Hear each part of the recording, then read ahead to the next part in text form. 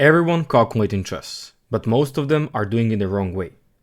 Strong players are calculating with direction, they follow the system. I'm Ilya Stanovic, FIDE master from Serbia, and in today's video I'll show you exactly step by step the system how actually you should calculate. We'll go through 6 positions, starting with a simple one and then later building up to the toughest one, so you can see actually how a real calculation works. After that you can already start applying that in your games. Every single position you should consider the same way. Why? Because we have calculational priorities.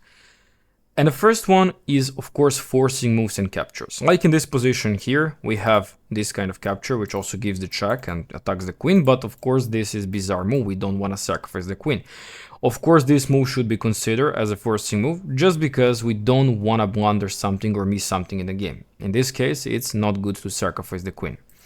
Then we also got this capture here on the knight. This could be considered more than sacrificing the queen, but why we would, sacrifice the exchange without a reason? If we don't have any certain follow-up, then that's actually the case we are trying to skip. Second priority is direct threats. Direct threats are really important because many people are just blundering some counterplay on the queen, or let's say threat of checkmate in a couple of moves, or targeting 2 pieces at the same time. Those kind of things are direct threats. And if you consider here what could be direct threat is exactly the move queen to c3, which targets the rook and targets unprotected piece. At this point they have to move something, right? Like if you play the move queen c3, pretty much they have everything under the attack, and the only move to do something is actually to capture the pawn d4. Why? Because after queen c3, if they move the knight somewhere else, then we're gonna capture the rook. But at this point, queen c3 looks like an immediately winning move, right? Like this looks like over, because when they move the knight, we win the rook.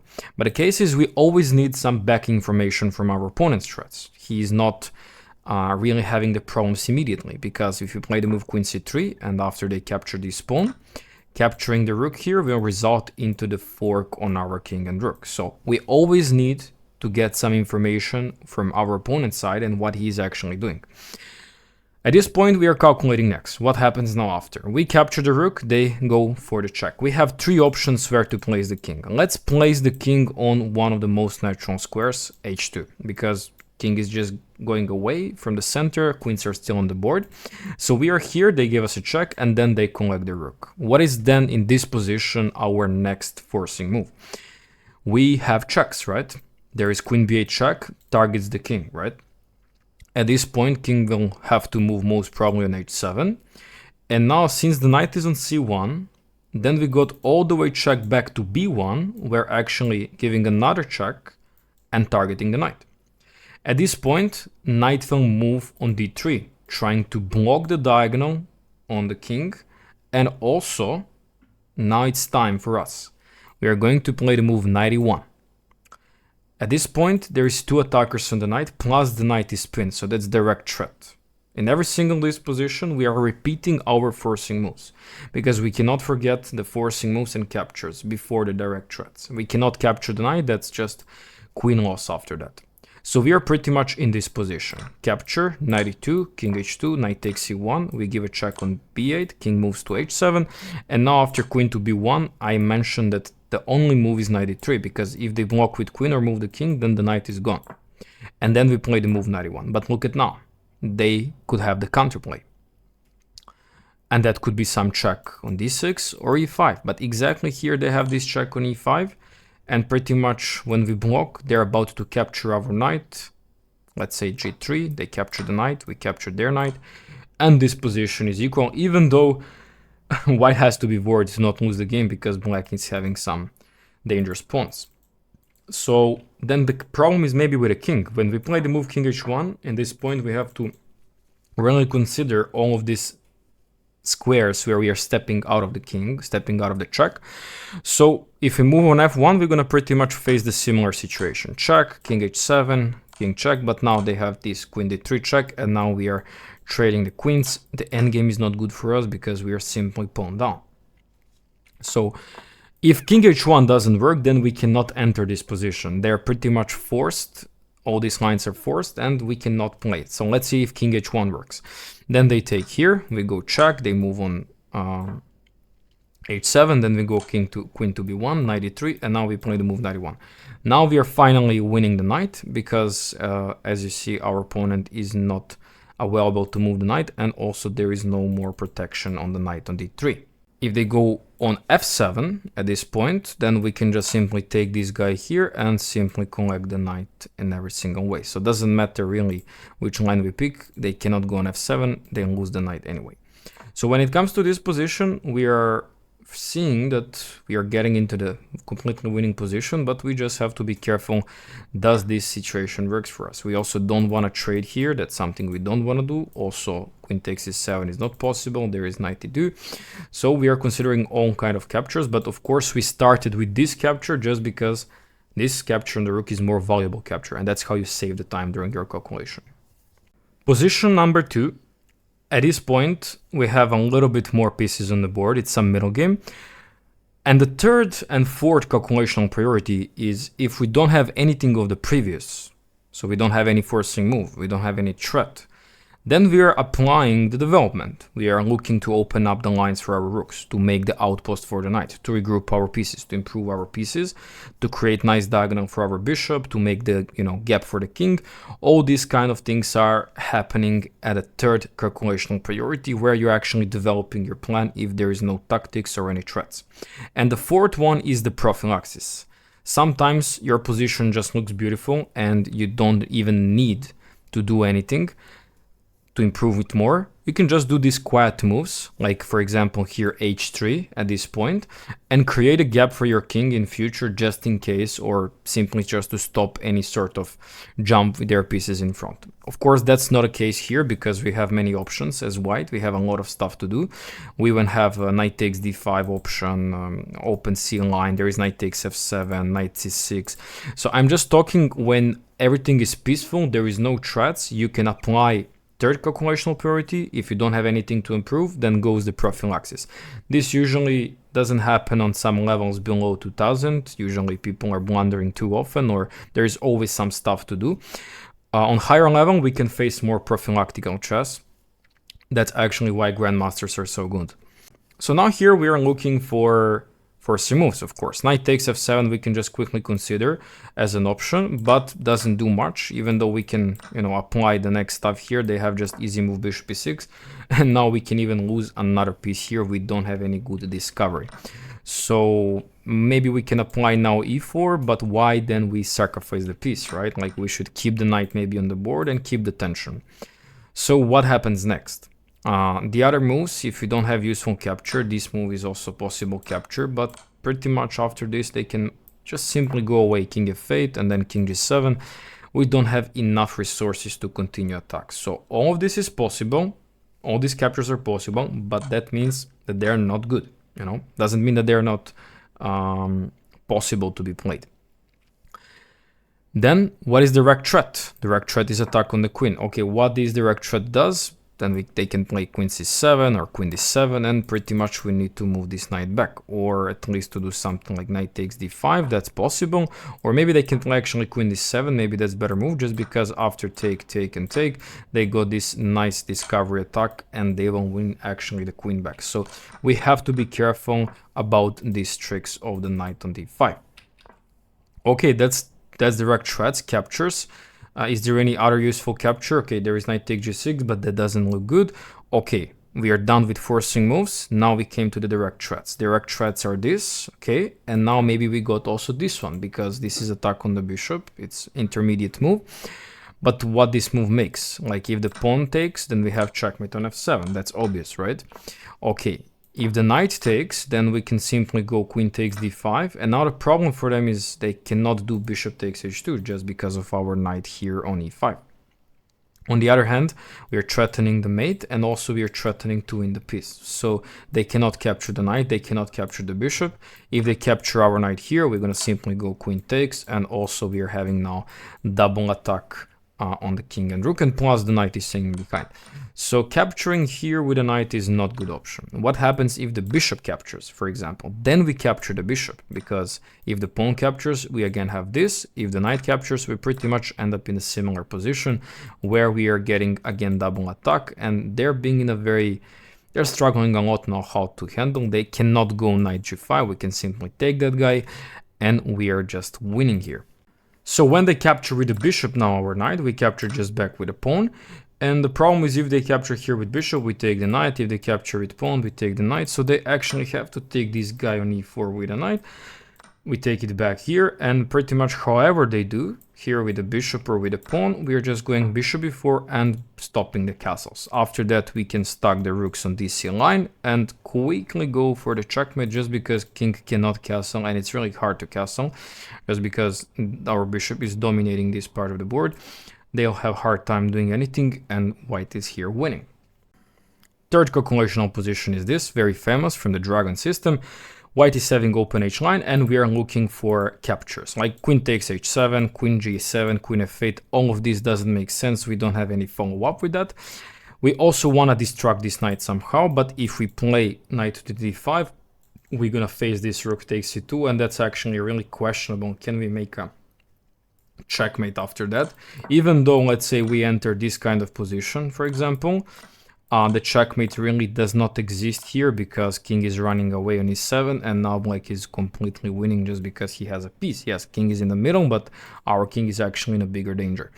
So knight e5 is not a move. This is something we would like to have to distract this knight, but we need to plan it a little bit different.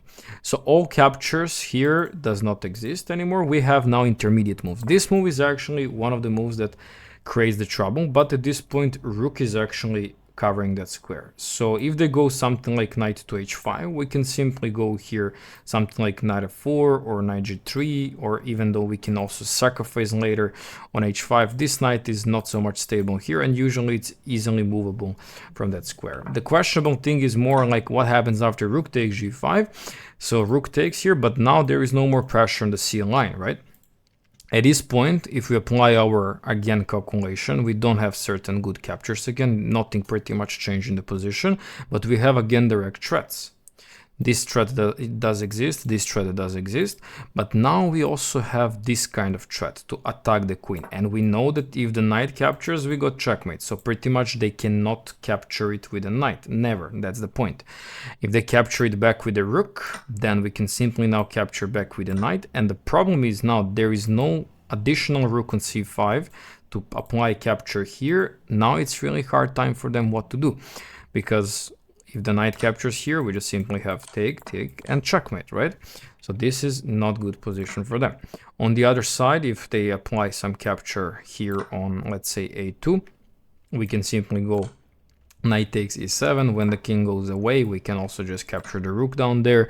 If we want to look for the checkmate ideas, we can also look to capture the knight, but it's much better just to enter the endgame where we are finishing our opponent on tactical opportunities. So when it comes to calculation, this is not hard move to find if you follow these steps of direct threats, captures, and forcing moves.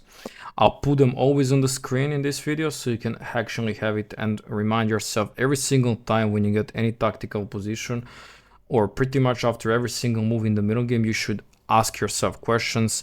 What happened here? What kind of information I can get from my opponent? What he wants to do? Where is his pressure and what is your intentions? So when it comes to the fourth level of this calculational puzzle, we are immediately seeing that we have a check here, but it's of course protected by bishop and pawn, but it's a forcing move. We also got this capture first, so we can think about including this sacrifice and then going knight f4 since bishop is protecting the pawn.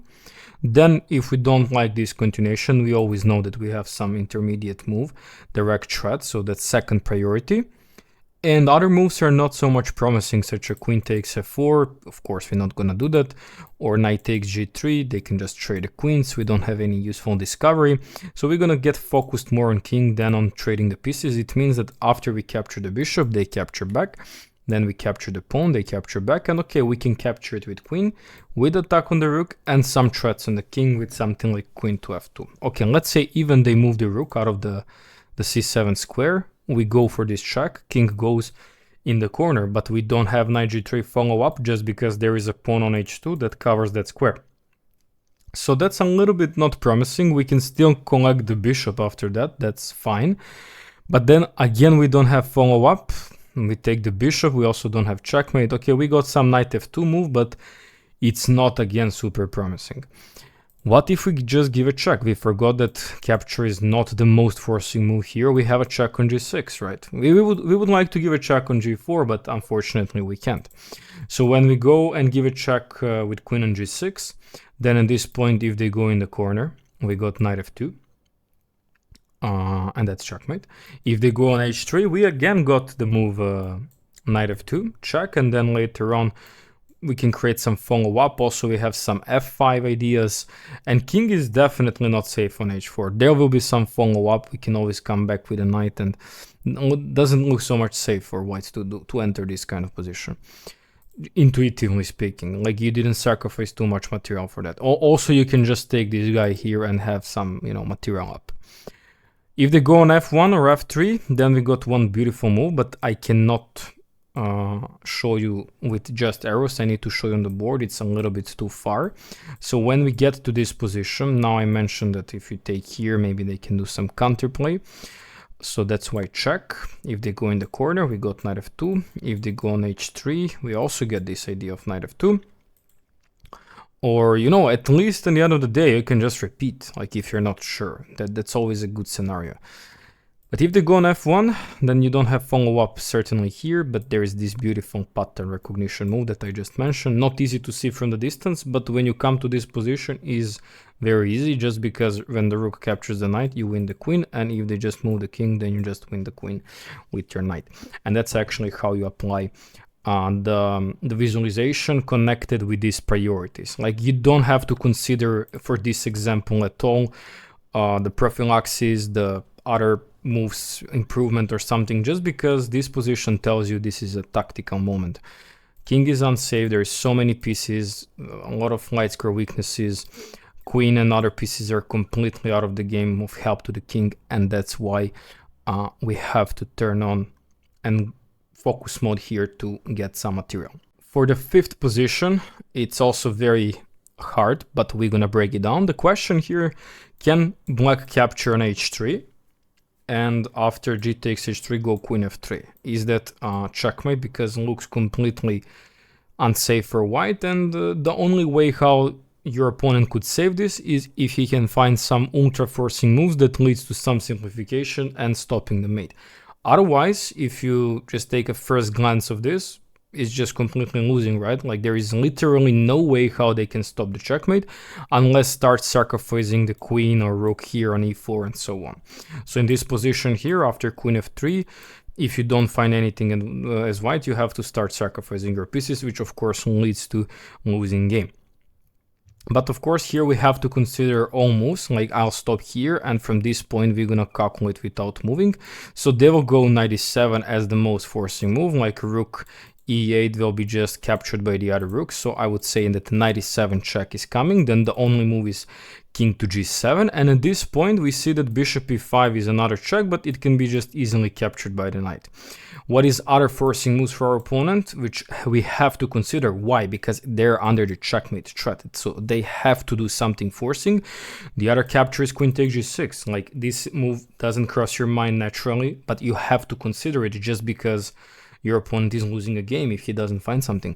So then queen g6, okay, if you take that with your king, then they have beautiful fork on e5, knight jump, attack your king and attack your queen. So that's one problem. That's why here people are thinking, aha, I'm gonna take it with a pawn. But then when you take it with a pawn, you don't have any more the knight on g6, then the bishop comes with a check. And when the bishop gives you a check, if you go, firstly you actually go rook e7 check, yeah, and now like pretty much only logical move is king to h8, then bishop e5, and that's like a checkmate, or you have to sacrifice the queen. So exactly after knight e7 here, queen takes g6. The problem is king takes knight e5. That just leads to, disaster for your position. Then after this also looks very logical, like it's important to include the rook first, because it's not allowing the king to cross. If you put a queen here, I'm just gonna take you, and later on I have enough material, like I have 3 minor pieces for the rook, that's totally enough. Then I'm gonna collect these pawns and game will be completely over. On the other side, if you just go with king here, now bishop e5, when you put a rook here, I will just take you with check. Whenever you put your king, I'll just go knight f6, you have to sacrifice the queen, I'll take you back, and I'm just simply material up. So when it comes to these positions, when you are making your opponent to play only moves on the board, or you are practically forced to play only moves on the board, you have to look for everything. And that's it. That's actually the fifth thing about this level 5. And the most difficult example actually doesn't look so much difficult because it looks very straightforward. You have practically one capture here that looks logical. Also, your rook is hanging. It's just a question, what do you do next? So, okay, if you capture here and they capture you with a check, you understand that your only move is king g2. Very typically, when the knight is making opposition with a king on the diagonal, we safely know that this knight is not dangerous for our king, bishops are not dangerous for our king, rook is not dangerous, so the only queen can do something, but queen is under the attack from our rook. That means that we are planning the checkmate on h8, so they have to sacrifice the queen. After that we get some time, we also go to queen, and we are just fine here. So after knight captures here, they cannot take the rook because they're gonna have double threat to handle. So that means they have to recapture here, otherwise position is collapsing for them. And at this point, we have two captures, two checks, two forcing moves. Other captures or something like rook d1 could be considered, but we are looking for forcing moves first. Like rook d1 is second priority, right, that we have on the list, but first priority is check, and we have both checks. We know that queen h8 run into the king f7, and then our queen is under the attack. If we don't see any follow-up, then we have to apply a different check, like queen h7, where we have one idea, is if king comes to f7 now, we again looking for all captures. So it means even queen takes g7, even queen takes g6. And then after that, you see that queen takes g6 actually leads to beautiful checkmate if they capture your queen, because you have bishop h5. And king simply cannot cross this because bishop, knight are covering these three squares. It means king needs to go back. So I'm going to put this on the board just because maybe some people cannot visualize that much. King takes, bishop h5, and now that's a problem. King cannot go there. It means he has to go this way, bishop is protected, and now just simple checkmate with bishop f7. The only way to stop it is to, block it on h and h3 and h2, but we just simply capture that and game is over. So that's why here, after this capture, they need to go back. But then why they're going king f7, why not to go king f8 immediately? And that's actually where the fun starts, because now what do you do next? That's why this example is the most difficult one. Just because now we don't have any more useful forcing moves. On queen h8, we know that they're gonna just transpose to the king f7. So do we save the rook now? But then we have a problem with knight g3, as you see. So at this point, we might have to apply queen g6. And now we are threatening rook h8. If they give us a check here, we just play rook to king to g2, we escape the f2 problems. Now we are threatening rook to h8. It means even if they capture a rook, that's gonna just replace with another rook, and now we are going for a lot of trouble on their king. Why is this position, why this example shows complexity? Just because it's not finishing immediately. You are still better. There is domination on the board. You are navigating with your tactic properly, but the end of the tactic, you're not winning, you're not having material up, but you're still better. You have to understand that you're still better, so you actually go for this tactic. This is maybe one of the most difficult things in general calculation, advanced calculation, to understand why this tactic works for you by the end of the day, why it gives you a lighter, comfortable game. There is no need to be scared of anything. Many people also think here, I'm gonna just take your rook with check, then after king g2, I'm gonna still continue some pressure. But there is a problem, because now pretty much the only move for them is to go back something with queen, I think, according to the engine, simply because some mess will happen on the board on the king side. I think that's one of the moves. And now after rook h8, king e7, queen takes g7, king goes here, we take the rook, they take back. After queen to g8, we are also threatening bishop h5. We're also threatening the pawn on d5. We have 3 pawns, and here white is much better. King is much more safer on g2 than this king here on d8. We can also check that with engine. That's why these kind of examples, you see that according to Evil Bar, it's +3, but it's not immediately approachable and not humanly possible to understand immediately, unless you see that you're safe and you're fine to stay with a piece down. Like your king is completely safe. There is no piece that can attack your king. Like this knight and this bishop pawns are doing an amazing job. Plus they're feeling under pressure. So once you combine all these priorities during your calculation, once you follow all these steps and system in every single position that you get on the board, any single complicated position on the board, you will have much more chances to apply the certain pressure on your opponent and get the best outcome in the position by this practice. So try this in your games. Let me know in the comments what you think about that. And I'll see you in the next one. Bye bye.